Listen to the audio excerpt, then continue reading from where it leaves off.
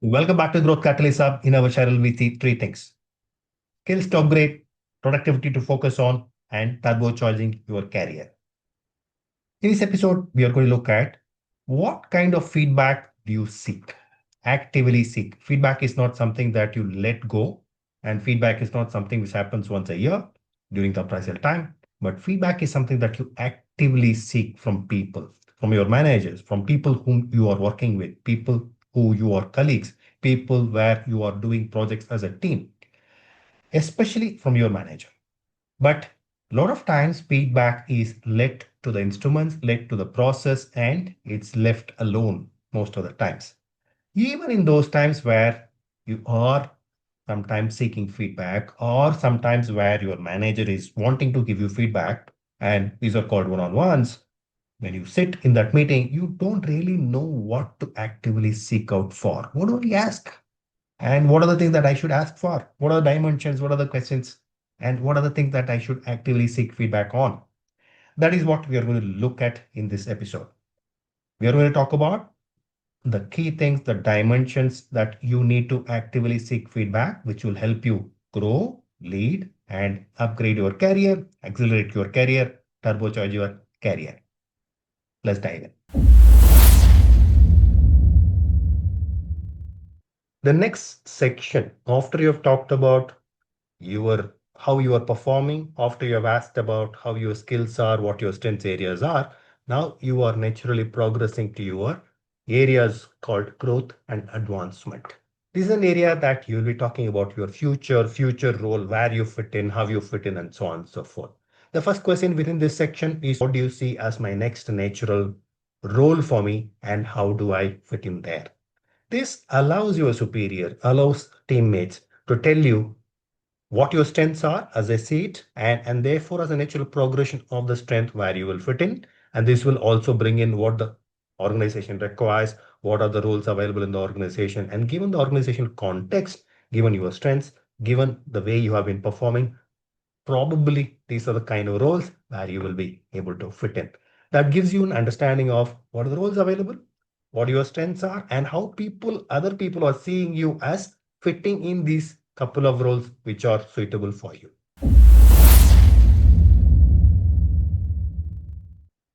Natural next question is, okay, these are the roles available, but what are the skill sets, what are the talents, what are the areas of expertise, technical or soft skills that I need to acquire, that I need to become proficient on to become a good fit for these roles which are available, which are kind of fitting my strengths, but am I already fitting it in those roles?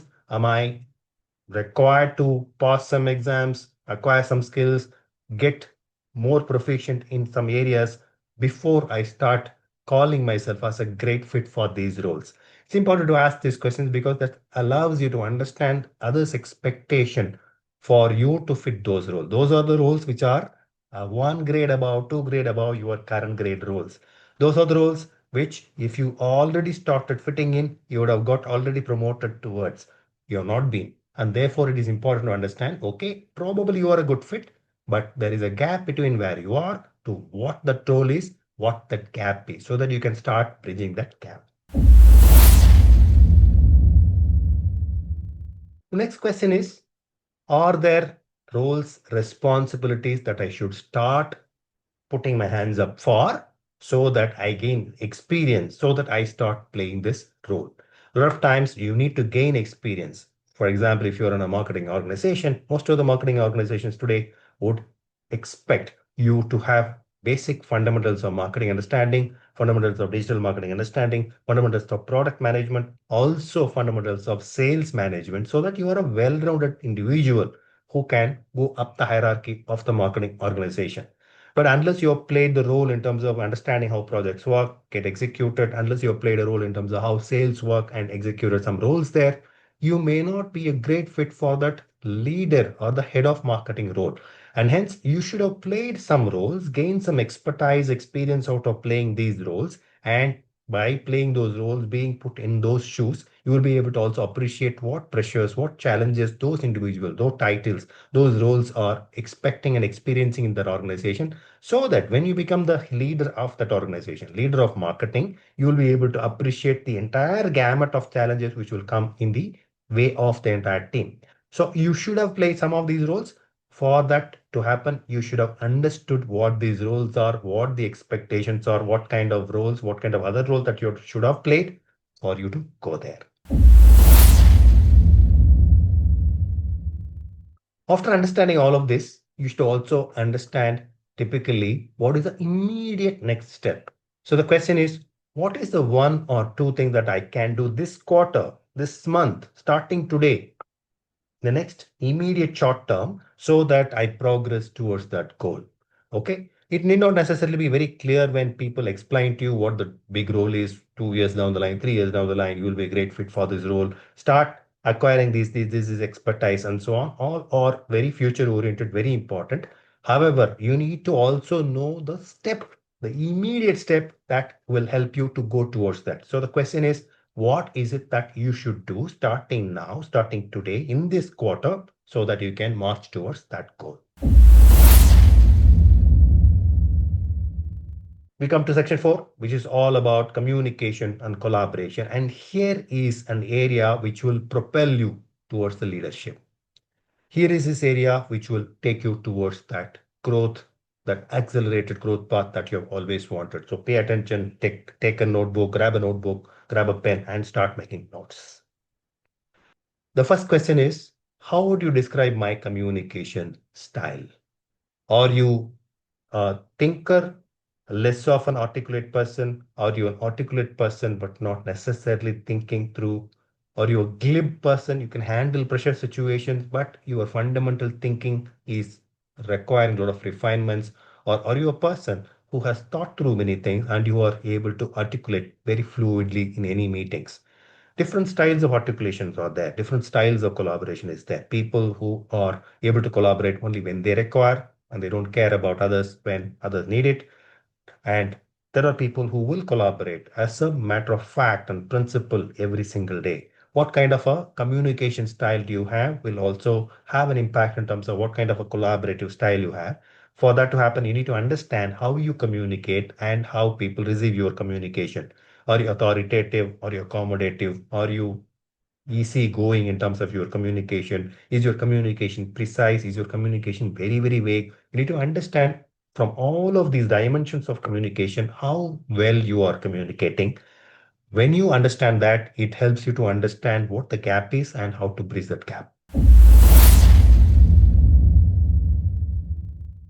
The next question is contextual.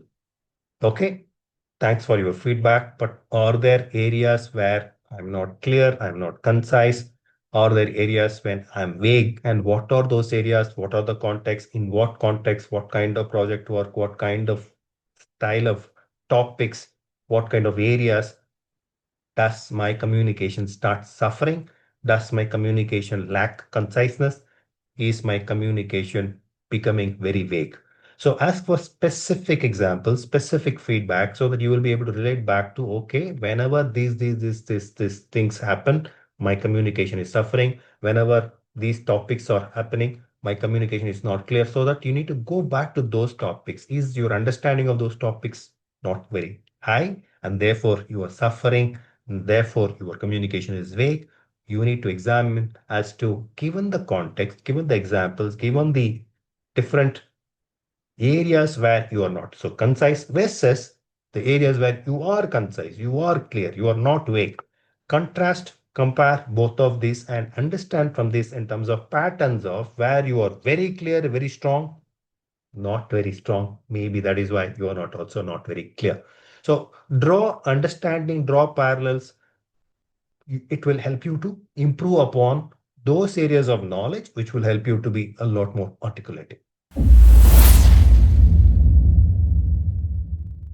How effective am I in collaborating with others?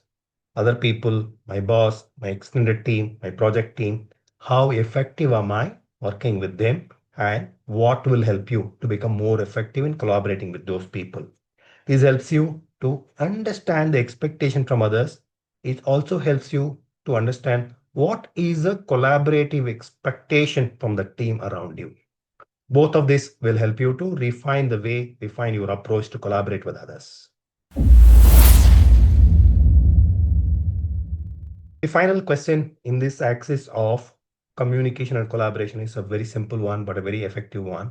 How do people feel when they work with me? Do they feel that they are heard? Do they feel they are supported? Do they feel they are I'm working collaborative fashion with them, or do they feel that I'm not even listening to them? Do they feel that I'm not really collaborative? I'm not really helping them? How do people feel when you work with me? As it's not a very easy question. It's not a very easy question to ask or even answer. And this question requires a lot of trust from people around you for them to truthfully answer you. A lot of times people will say, yeah, yeah, you are good. Yeah, yeah, we feel good. But you know better whenever you have collaborated with people, you know in your heart of hearts whether you have actually heard of people and whether people went away from the room feeling that, yes, this person listened to me, helped me, and I can do my work, my job, my role better by collaborating with this person. You also have a feeling, but it is better to be coming from the people. But the moment you start asking this question, you are taking that one step, two steps towards being more collaborative, towards being more a person who hears out people, a person who cares for people. In that axis, you are moving already when you start asking this question and when you start asking for feedback on this question.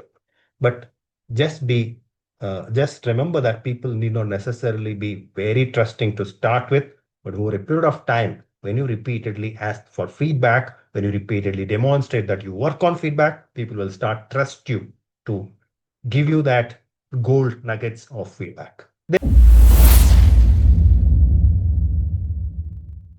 I've given you about 30 questions. I've given you in 9 different sections.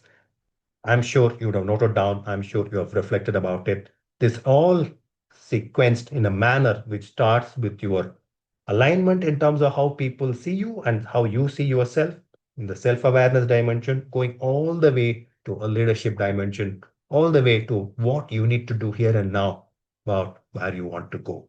When you ask all of these questions, and don't restrict yourself to asking questions to your boss, don't restrict yourself to that annual appraisal. Have a cadence of sitting with your boss at least once a quarter, if not a monthly basis. It is a great practice to sit your boss every single month, talking about what has happened in the last month and whatever has happened in the last month, how is it tying up with whatever has happened so far? And how is it all tying up with the future? It's a great practice to do this once a month, but at least once a quarter. Definitely once in 6 months. Don't leave it to once a year appraisal process.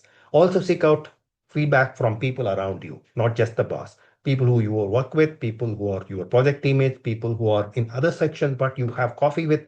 All these people are seeing you day in and day out. All the people can give you feedback, which can be absolute gold dust.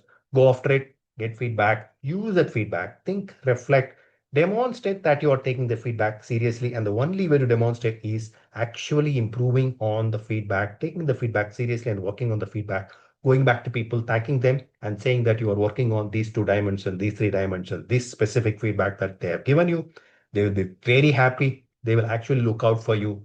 And when people start looking out for you, you are in the right place. You are in the right trajectory to go up and accelerate your career. This is the very effective way to turbocharge your career. Go ahead, turbocharge it. We will see you in our next episode.